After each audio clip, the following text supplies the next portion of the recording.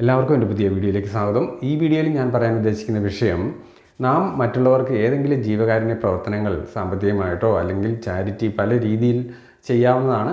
അപ്പോൾ അങ്ങനെ ചെയ്യുമ്പോൾ അത് യഥാർത്ഥത്തിൽ ഇടനിലക്കാരില്ലാതെ തന്നെ നേരിട്ട് അവർക്ക് പ്രയോജനം ചെയ്യുന്ന രീതിയിൽ വേണം നിങ്ങൾ ചെയ്യാൻ.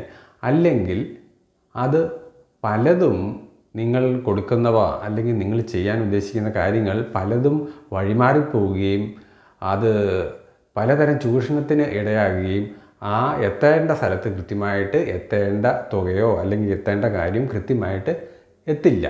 അപ്പോൾ അത് നിങ്ങൾ കൃത്യമായിട്ട് അത് ഓർക്കേണ്ട ഒരു കാര്യമാണ്. കാരണം നിങ്ങളുടെ മുന്നിൽ നിങ്ങൾ നേരിട്ട് ഒരാൾക്ക് കൊടുക്കുമ്പോൾ അവർക്ക് കിട്ടിയെന്ന് നിങ്ങൾക്ക് ഉറപ്പാക്കാൻ പറ്റും. ഇനി എൻ്റെ അനുഭവത്തിൽ നിന്ന് ചില കാര്യങ്ങൾ പറയട്ടെ. ഒരു വലിയ കമ്പനി, കേരളത്തിലെ ഒരു വലിയ കമ്പനിയാണ്. അവിടെ ഒരു നല്ല ജോലിക്ക് ആപ്ലിക്കേഷൻ വിളിച്ചു. ഏകദേശം 1500ഓളം ആപ്ലിക്കൻ്റ് ഉണ്ടായിരുന്നു എന്നുള്ളത് എനിക്ക് പിന്നീട് അവിടുന്ന് തന്നെ അറിവ് കിട്ടി. അപ്പോൾ അത് ഞാൻ ജോലി കിട്ടിക്കഴിഞ്ഞിട്ടാണ് ഞാൻ അറിയുന്നത്. അപ്പോൾ ആ 1500 പേരിൽ നിന്ന് ഇവർ ഇൻ്റർവ്യൂവിന് വിളിച്ചത് 20 പേരെ വിളിച്ചുള്ളൂ. കാരണം ഒഴിവ് 5 വേക്കൻസി മാത്രമേ ഉള്ളൂ. അപ്പോൾ ഞാൻ വിചാരിച്ചു, ആദ്യത്തെ കിട്ടുന്ന ശമ്പളം അത് ജീവകാരുണ്യ പ്രവർത്തനത്തിന് എവിടെയെങ്കിലും ഏൽപ്പിക്കാം, അങ്ങനെ ഒരു പുണ്യകർമ്മം ചെയ്യാം. അങ്ങനെ ആകുമ്പോൾ അത് ദൈവത്തിൻ്റെ ഒരു പ്രീതി പിടിച്ചു പറ്റാനുള്ള ഏറ്റവും നല്ലൊരു കാര്യമാണ് നമ്മൾ ഏതെങ്കിലും നന്മ മറ്റുള്ളവർക്ക് ചെയ്യുന്നത്. അപ്പോൾ അങ്ങനെ വന്നാൽ എനിക്ക് ജോലി കിട്ടുമെന്ന് എനിക്കൊരു വിശ്വാസം തോന്നി. അതുപോലെ തന്നെ സംഭവിച്ചു. ആ 5 പേരിൽ ഞാനും കയറിക്കൂടി. അങ്ങനെ എനിക്ക് ജോലി കിട്ടി. ആദ്യത്തെ ശമ്പളം കിട്ടി. ആദ്യത്തെ ശമ്പളം കിട്ടിയപ്പോൾ ഞാൻ ഈ ഒരു പ്രധാന വലിയൊരു സ്ഥാപനം അല്ലെങ്കിൽ വലിയൊരു പ്രസ്ഥാനത്തിൻ്റെ ഭാഗമായിട്ടുള്ള അവിടെ ഞാൻ ചെന്നു. അപ്പോൾ ഞാൻ അവിടെ ആ സാലറി ഏൽപ്പിക്കാൻ വേണ്ടി ചെന്നപ്പോൾ അവിടെ ആ ഒരു മീറ്റിംഗ് അവിടെ നടക്കുന്നുണ്ട്. ആ മീറ്റിങ്ങിൽ വലിയ ഒച്ചപ്പാടും ബഹളവും ഒക്കെയാണ്. പണം ആരൊക്കെയോ മറിച്ചു, അല്ലെങ്കിൽ പണം ആരൊക്കെയോ തിരിമറികൾ നടത്തി എന്നുള്ള ആ ഒരു പ്രശ്നം കൊണ്ട് അവിടെ വഴക്ക് നടക്കുകയാണ്. അപ്പോൾ ഞാൻ അങ്ങോട്ട് എൻ്റെ ശമ്പളം കൊടുത്തിട്ട് കാര്യമില്ലല്ലോ. പ്രായമായ ആൾക്കാരെ ചികിത്സിക്കുന്ന, സൗജന്യമായി ചികിത്സിപ്പിക്കുന്ന ഒരു നല്ലൊരു മനുഷ്യൻ മുൻകൈ എടുത്ത് നടത്തുന്ന ഒരു സ്ഥാപനമുണ്ട്.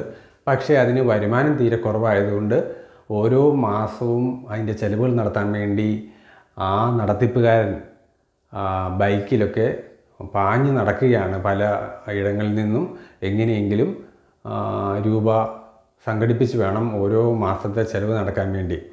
അപ്പോൾ ഞാൻ അയാളെ കണ്ട്, അയാൾ നല്ലൊരു മനുഷ്യനാണെന്നും നല്ലൊരു സ്ഥാപനമാണ് നടത്തുന്നതെന്നും എനിക്ക് വ്യക്തമായിട്ട് അറിയാൻ പറ്റി. അപ്പോൾ ഞാൻ ആ രൂപ അയാൾക്ക് കൊടുത്തിട്ട് പോരുകയാണ് ചെയ്തത്.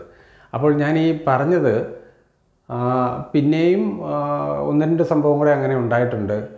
കാരണം നമ്മൾ പുറമേ നിന്ന് കാണുന്ന പോലെയല്ല പല സ്ഥാപനങ്ങളുടെയും ഭരണത്തിൻ്റെ നടത്തിപ്പും ഒക്കെ. ഒരു ഉദാഹരണം പറയുകയാണെങ്കിൽ, നമ്മളൊരു ചാരിറ്റി ചെയ്യാൻ പോകുന്ന സ്ഥാപനത്തിൻ്റെ അങ്ങോട്ട് ചെന്ന് കയറുമ്പോൾ അവർ 20-25 ലക്ഷം രൂപയുടെ കാറിലൊക്കെയാണ് അവർ നടക്കുന്നത്.